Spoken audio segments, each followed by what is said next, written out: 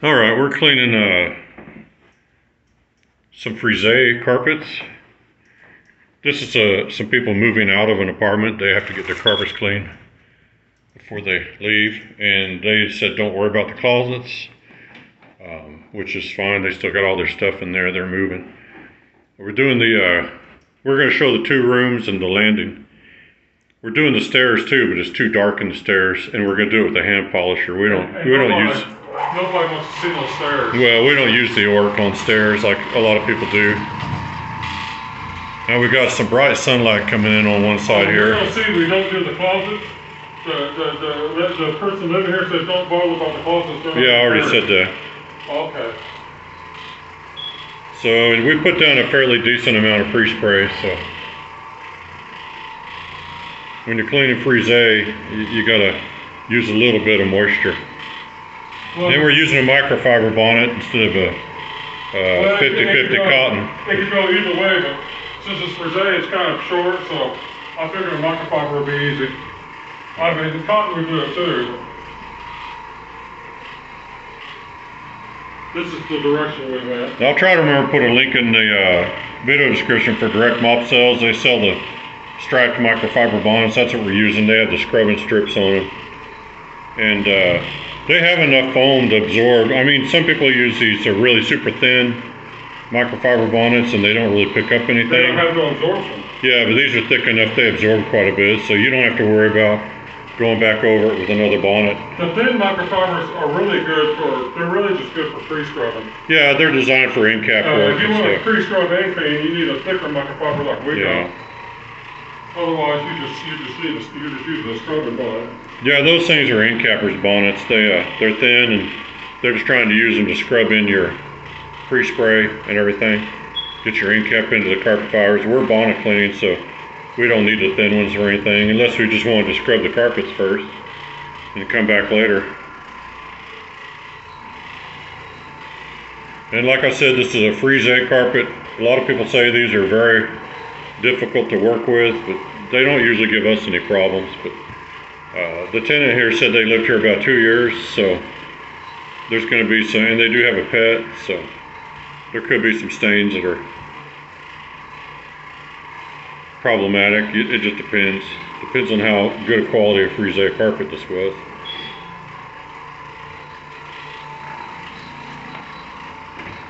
Yeah, check the video description for links.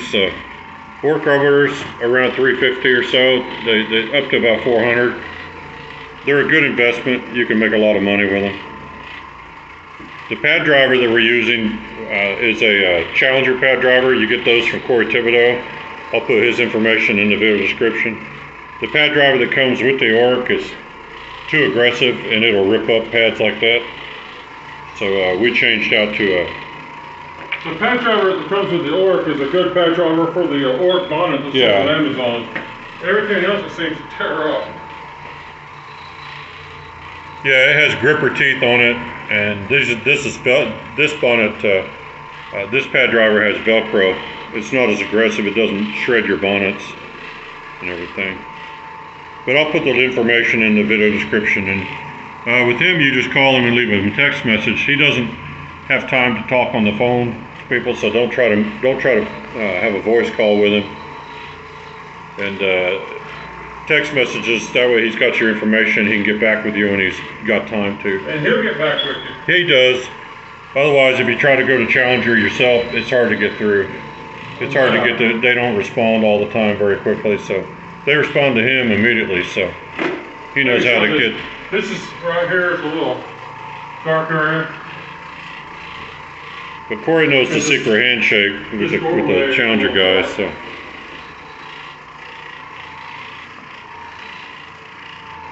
Now I'm wearing reading glasses, so I can't see if it's, I can't really see the carpet. All I can see is the screen here. Well, I can't tell if you got it, if you think it's good to go. It's a heavy soil traffic area. Okay, I'm standing in the doorway up there. All right, there's the small landing. And then I'm going to come in here because he's got the sprayer is just, this is an older sprayer that we've had for a long time, but the pump head on the top, I'll put a link in the video description for that because you can adjust You can put that on almost any spray body. And it's nice because what it does is it pressurizes the tank with air. What I'm going to do is I'm going to clean this landing and then work my way in here. All right. But what it does is it pressurizes your tank, so the chemicals are pushed out by air. And so you don't have chemicals going through the pump, which is what ruins most sprayers because they can't handle the chemicals going through their pump. It ruins the seals and things like that. So this is a better design. And you can just switch out your tank at the bottom when you want to change chemicals. Just put the power head onto a different sprayer. I'll go ahead and get the entryway to this room. With the landing. Alright. Don't ask me what our pre-spray is. I'm going to put that in the, I'll either put it as a first comment. It's whatever we say it or is. I'll stick it in the video description because everybody, that's the only thing anybody ever asks on any carpet cleaning video is what was your pre-spray? What's your pre-spray? And I'm tired of answering it 1,000 times. So look in the video description or look on the first comment and that'll tell you all about it. We're not in capping, so don't bother asking. No, this is bonnet cleaning, not in capping. A lot of the people that say they're in capping these days, they're actually bonnet cleaning because in capping's just become a generic term. Yeah, it's just a generic term now. And people, when they're bonnet cleaning, they call it in capping, and it's not. But we're not going to get into all that. No. But okay, now the landing I think was fairly dirty, so. It was, but it's not. Yeah. It's starting to come up pretty good. But that's what happens when you have the proper chemical pad machine to do Frieze carpets. Frieze and Berbers. Well, this orbitals, the Oreck orbiter, of course, this is an orbital machine, and orbitals have a big advantage when it comes to cleaning Frieze carpets because they clean from all sides. A lot of people that have problems with them, they've either got a machine that's. Well, but you looky there. It's clean. Okay, let me finish this landing. We didn't have no doubts it was going to be clean, but maybe the viewing audience is like, they're not going to get that clean. It's like, watch. Yeah, they always seem to come clean. Now, every once in a while you get a carpet you just can't do anything with. It happens to everybody. Oh yeah. And we put videos up before on carpets that were impossible to clean. So we're not it's not like we hide all the bad work and show you the good stuff. Okay, work it in here. Alright. Alright, these blinds do not work, so we're going to have to go with the room lights in here.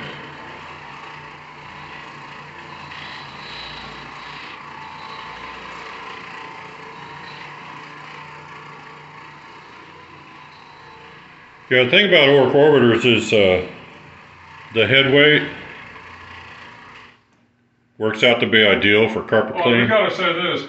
Joe's on a new blood pressure medicine, and he's feeling a little lightheaded and dizzy, and he came out anyway, which is cool. Yeah, but he'd rather sit around the house and go, oh. Yeah, I'd like to be.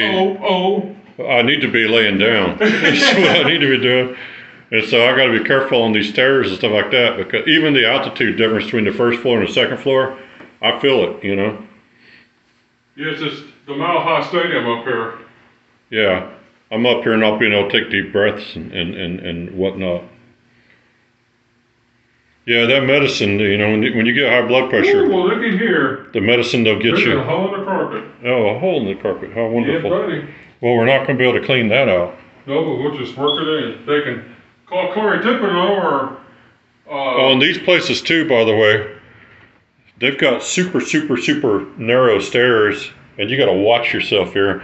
When they built these places, they're trying to, from the front wall to the back wall, they only have a certain amount of space, and what they did was they shortened the stairs, so the treads are actually not full width. This is what you call a classic town. And these are size 14s. And I get about half my foot on the step and the other half hangs off, so you got to be really careful, especially when you're carrying things. This is a townhouse, and this is how townhouses are everywhere in the country. Well, they always have to, the space they build staircases in, that takes up from living space.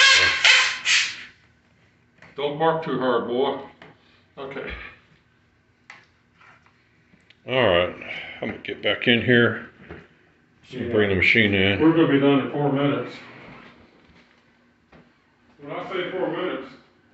Well, we won't be done. He's got to do the stairwell with the hand polisher first, but.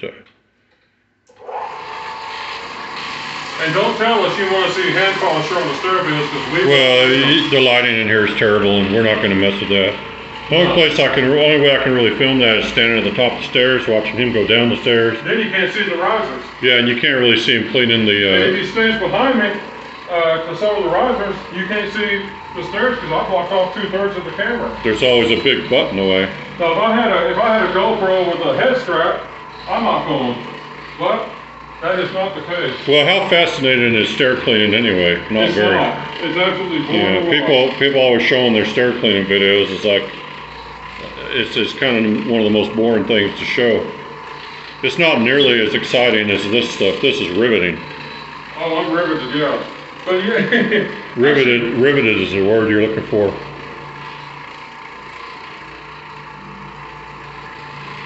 Yes, this is going to make jaws drop. Now, we talked to someone a few days ago, said they bought one of these Oreck rollers, and they've made well over $50,000 with it. They don't wear out quick. They made well over $50,000 with it, and then they wrapped it around a cord or something like that. And Don't be too specific. And it burned up the motor because they did something. They had an accident with it. In case people wonder, there's people that get these machines. They make $150,000, and they still ain't worn them out yet. So if you spend $350 on one of these, there's no reason why you can't make well over $100,000 before you have to invest $350. There's people that have had the same machine for a couple of decades, and then there's people that burn one out in 6 months. We're friends with the guy that's been using the same one for 16 years. Yeah. 16 long years. But the thing is, if you get into a bad electrical bad outlets or something where there's something wrong, or you get a voltage spike or anything like that, you can burn them out. Or if you start messing with the screws, don't be messing with an adjusted. If you tighten and loosen the screws on the bottom, you can either one way will loosen the motor and tighten the bearings. The other way will loosen the bearings and tighten the motor. Either way, you'll burn out bearings or motor if you don't mess with the screws on the bottom. I don't care what nobody says. Take it to an authorized dealer and let them get them torqued.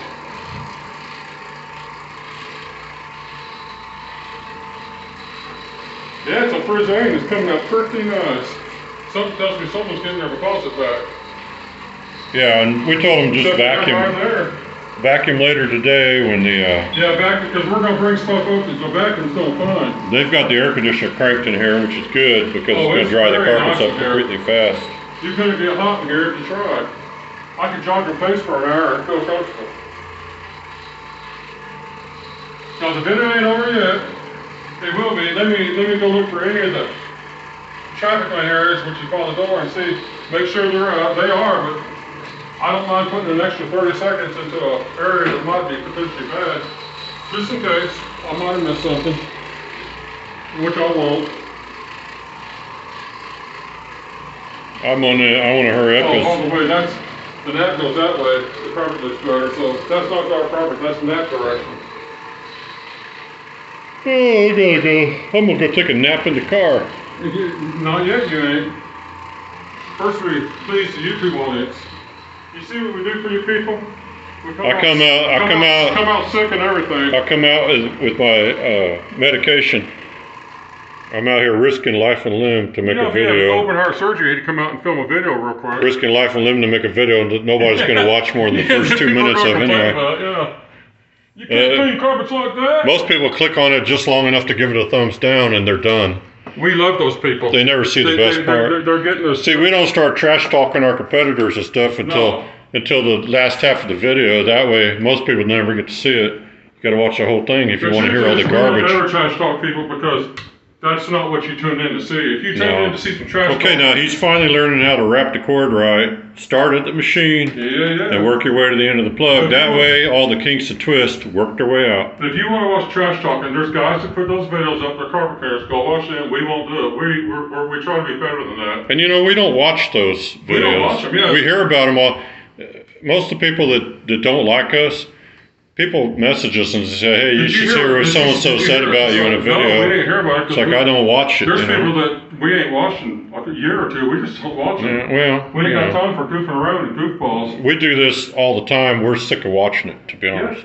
Let me take this downstairs to stay out. All right, I'm gonna show him going down the stairs because it's in case you slip, it'll be fun to have it on video. Yes, it's treacherous. You should have. Well, the stairs. Don't are forget there. that pad there. No. Please fall. I Please. can't believe. I want to see. I want to see your head I'd go like through to the see someone sheetrock. move a bed up there. I want to see your head go through the sheetrock at the end of the stairs. Now that would be funny. Mm-hmm. All right, he's safely down. I don't know if I can make it or not, but anyway, Stay up there. Stay up there. check the video description for all the details, and I hope you guys enjoyed this video. Jay, I'm going to turn this video off now. Yeah.